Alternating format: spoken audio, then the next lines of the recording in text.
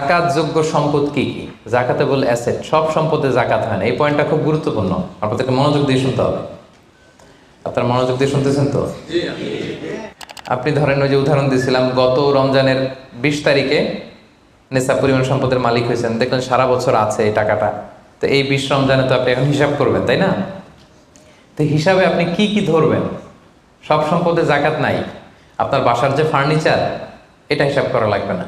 আপনার যে ফ্রিজ, আপনার যে এয়ারকন, আপনার যে থাকার যে ফ্ল্যাটটা, আপনার যে বাংলো বাড়ি, এগুলোতে কোনো জাকাত নাই। আপনার চলার জন্য যে গাড়িটা লাগে, এগুলোতে কোনো জাকাত নাই। আপনার নিজের জন্য যে ল্যাপটপ, মোবাইল, যত কিছু আছে, গ্যাজেট বলেন, এগুলোতে কোনো জাকাত নাই। তাহলে কি কিসে জাকাত আছে? জাকাতেবল অ্যাসেট কি, জাকাতযোগ্য সম্পদ কি, সেটা আমরা শুনি। 1 নম্বর হচ্ছে সোনা রূপা, gold and silver in its any form, যে কোনো ফর্মে, যে কোনো ফর্মে। এটা জুয়েলারি হোক, অর্নামেন্টস হোক, এটা বার হোক, বিস্কিট হোক। অনেকে গোল্ডের বার কিনে না, দেখবেন 999-এর ফাইনেস্ট গোল্ড, একেবারে খাপটাত নাই, 24 ক্যারেটের গোল্ড, 999 লেখা থাকবে এটার উপরে চকচকে, আপনার গোল্ডের বার, গোল্ডের বিস্কিট। অনেকে শখ করে গোল্ডের প্লেট টেট, তৈজসপত্র এগুলো কিনে। হ্যাঁ, স্বর্ণের ঘড়ি অনেকে কিনে। পুরুষের জন্য কিন্তু স্বর্ণের ঘড়ি, আংটি কোনোটাই পরা বৈধ না। কিন্তু যদি কেউ কিনে, স্বর্ণের কলম আছে, শখ করে কিনে অনেকে, টাকা রাখার জায়গা পায় না, তো ভাবে যে একটা কলম কিনে ফেলি স্বর্ণের, তারপর স্বর্ণের ঘড়ি, স্বর্ণের এই সেই। তো এরকম জুয়েলারি বলেন, তৈজসপত্র বলেন, যা যা আছে আপনার সব হিসাব করতে হবে in its any form. Gold and silver, এটা জাকাতেবল অ্যাসেট। বোনেরা অনেক সময় প্রশ্ন করে যে যেই গহনা আমি পরি, এটারও কি জাকাত দিতে হবে? ইখতিলাফপূর্ণ মাসালা, বিশুদ্ধ মত হচ্ছে দিতে হবে। 3 মাযহাব বলছে দেয়া লাগবে না, ইমাম আবু হানিফা বলছে দেয়া লাগবে, এবং আবু হানিফা রাহিমাহুল্লাহর কথাটাই ভ্যালিড, বেশি যুক্ত। সুনানে আবু দাউদের হাদিস, আম্মা জান আয়েশা রাদিয়াল্লাহু তাআলা আনহা স্বর্ণের বা রূপার একটা আংটি পরে আছেন। রাসূল সাল্লাল্লাহু আলাইহি ওয়াসাল্লাম বলেন, জাকাত দিছো? আম্মা জান বলেন, না, এটা পড়ছি যাতে আপনার সামনে আমি আমার সৌন্দর্য বাড়াতে পারি। রাসূল সাল্লাল্লাহু আলাইহি ওয়াসাল্লাম বললেন, হাসবুকি মিনান নার, জাহান্নামে ঢুকাতে এটাই যথেষ্ট। সাথে সাথে জাকাত দিয়ে দিলেন আম্মা জান আয়েশা।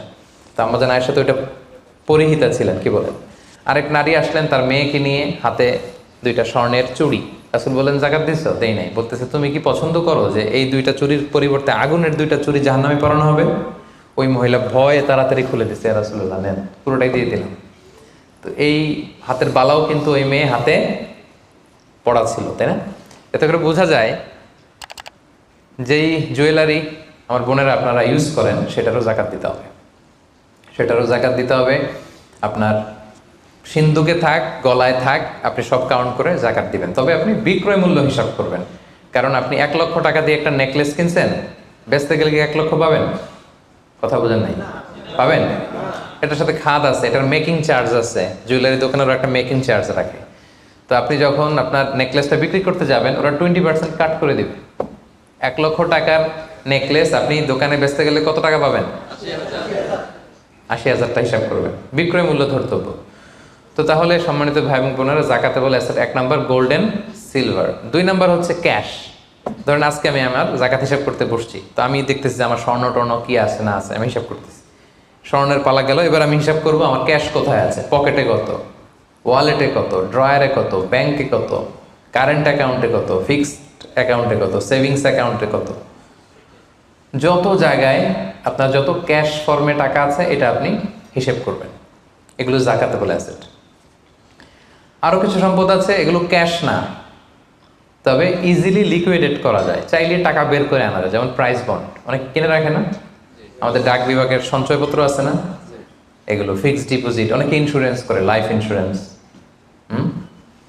এগুলো চাইলে আপনি টাকা বানাতে পারেন। তো এটা অনেকে বলে, হুজুর এটা তো ম্যাচিউরড হয় না, কীভাবে করবো? এটা ব্যাংকে আপনি নক দিলে ওরা স্টেটমেন্ট দিবে যে আজকে এই ডিপোজিটটা ভাঙালে কত পাবেন, একটা স্থিতি দেখাবে। এটা আজকের স্টেটমেন্ট, ওই স্টেটমেন্ট আপনি বের করে নিয়ে আসবেন যে আজকে 20 রমজানে যদি আমি এটা ভাঙ্গাই, তা আমি পাবো এত, তাহলে এটার মালিক আপনি, এটা আপনি যোগ দিবেন। তাহলে বুঝতে পারছেন এটা? এগুলো জাকাতেবল অ্যাসেট। আচ্ছা, গেল।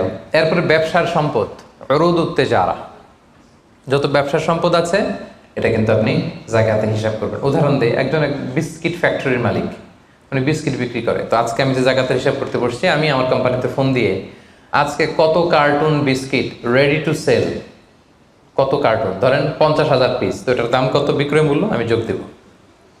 তারপরে বিস্কিট বানাতে যে র মেটেরিয়াল, হ্যাঁ, গম লাগে, সুগার লাগে, ইত্যাদি ইত্যাদি যা লাগে, এগুলোর যে প্রাইস, এটা আমি, জি, এটাও আমি যোগ দেব। ওখানে ধরবো না কি, ওখানে ধরবো না হচ্ছে যেটা ফিক্সড অ্যাসেট। ব্যবসার ক্ষেত্রে ফিক্সড অ্যাসেট ধরতে হয় না। যেমন ধরেন আপনার ফার্নিচার বা কারো বিস্কিট ফ্যাক্টরি, তার ফ্যাক্টরির যে জায়গাটা, এটা আসবে না। মেশিনারি, যে মেশিনে করে বিস্কিট বানায়, ওইটা আসবে না। তারপরে ধরেন এটা লরি ট্রাকে করে বিভিন্ন জায়গায় আমি পাঠাই আমার প্রোডাক্টগুলো, এই যে ট্রাকের দাম টাম, এগুলো কিন্তু ধরা হবে না। এগুলো ফিক্সড অ্যাসেট, মেশিনারি ধরতে হয় না। শুধু প্রোডাক্ট রেডি টু সেল অথবা র মেটেরিয়াল, এগুলো ধরবো। শেয়ার বাজার আছে, অনেকে শেয়ার কিনে, এটাও আপনি ধরবেন। ওই দিন আপনি হিসেব করবেন। শেয়ার দুই ধরনের, একটা আছে আপনার প্রাইমারি, একটা নেট ভ্যালুয়েশন করা হয়, পরে এটা একটু দাম বাড়লে অনেকে দেখবেন যে সারাদিন দেখতে থাকে দাম বাড়লো না কমলো, সেকেন্ডারি মার্কেটে এটা সেল করে দেয়, আছে না? তো এটা আজকের দিনে আমার এই শেয়ারটা সেল করলে কত প্রাইস পাবো, ওই প্রাইসটা আমি যোগ দিয়ে দিব। ওকে, আচ্ছা গেল। আরেকটা আছে কোম্পানির শেয়ার কিনে অনেকে, ধরেন বিশাল বড়, বাংলাদেশে বড় কোম্পানি, বেক্সিমকো কোম্পানি, তারপর ওই কোম্পানি, এটার আপনি শেয়ার কিনবেন, লং টার্ম ইনভেস্টমেন্ট শেয়ার থাকে, ওইটা কিভাবে ধরবেন? ওইখানে কোম্পানির অ্যাকাউন্টসে আপনি নক দিলে জাকাতেবল অ্যাসেট কত আছে এটা ওরা বলে দিবে। বড় কোম্পানিগুলোতে ম্যাক্সিমাম 40% জাকাতেবল অ্যাসেট থাকে। এই যে লিস্টগুলো আপনাকে শোনালাম, এগুলো হচ্ছে জাকাতযোগ্য সম্পদ। আপনার এগুলোর উপর জাকাত আসে। আজকে 20 রমজান, আমার 1 বছর হয়েছে, এগুলো সবগুলো আমি যোগ দিব। তাহলে জাকাতযোগ্য সম্পদ কি, মোটামুটি একটা ধারণা পেয়েছি না?